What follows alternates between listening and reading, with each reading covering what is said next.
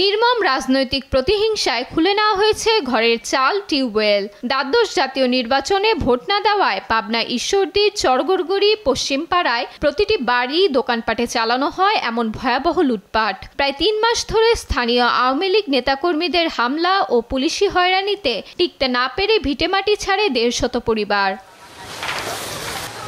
ভুক্তভোগীরা জানান, পছন্দের প্রার্থী না থাকায় ভোট কেন্দ্রে যাননি গ্রামের অধিকাংশ মানুষ। এতে ক্ষিপ্ত হয়ে মাঠের ফসল, জমি, দোকানপাট দখল ও লুটপাট করে আওয়ামী সন্ত্রাসীরা। বাড়ির পাড় আসি যখন মিসাল পালাক মাছ ধরলি, বাড়ি ধরে ভাঙচুর শুরু করলি, তখনও আমি যাই অনুরোধ করে ঠেকাচ্ছি, তোর আল্লাহ রসুল কি লাগে তোরা পাইছি যা, এরম করতেছি।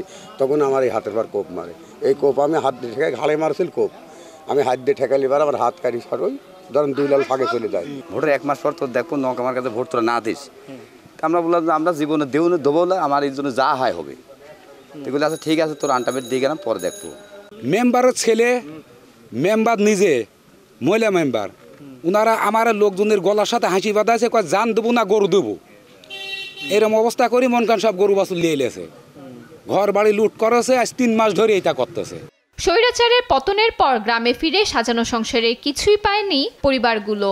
অন্তর্বর্তী সরকারের কাছে নিরাপত্তা ও দোষীদের বিচার দাবি করেন নির্যাতিতরা।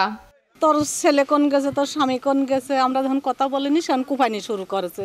এই দেখেন তো ঘর বাড়ি ভাঙি উচ্ছন করে থুই গেছে, দোকানপাট সব লুট করে শাটার মাটার কাটি কুটি নিয়ে চলে গেছে। আমরা আজ 4-5টা মাস বাড়িতে থাকতে পারতেছি না, অনেক জায়গায় দৌড়ে বেড়াচ্ছে, সম্ভব না তো। আর এটার কারণে আমাদের লেখাপড়ার উপরে অনেক প্রভাব পড়ছে, আমরা পড়াশোনা করতে পারি নাই, আমরা পরীক্ষা দিতে পারি নাই। আমার বাড়ি ঘর জিনিসপাতি সম্পূর্ণ ভাঙি চুরি, জানলা দরজা চৌকি খাট সম্পূর্ণ নিয়ে চলে গেছে। কত নৃশংস থানার পুলিশ, এত বড় নৃশংসতা দেখার পরে পুলিশ তার চাকরি না থাকলেও অবশ্যই সে এটা প্রতিরোধ করতে, এই বাড়িঘর ভাঙতে আসছে সেখানে পুলিশ পাঠাতেছে। যদি ক্যাম্পাসে যদি কেউ এটা প্রতিরোধ করতে যায়, এই নৃশংসভাবে করেছে, মামলা পর্যন্ত হয়নি। হামলা লুটপাটে অংশ নেওয়া বেশিরভাগ আওয়ামী লীগ নেতারাই এখন এলাকা ছাড়া। লুটপাটের ঘটনা স্বীকার করলেও কিছুই করার ছিল না বলে দাবি এই জনপ্রতিনিধির। যে খুন খারাপি হওয়ার পরে যে ঘটনাটা ঘটেছে, এটা মেম্বারের দ্বারাই সম্ভব হয় না যে এটা ঠেকায়, ঠিক আছে।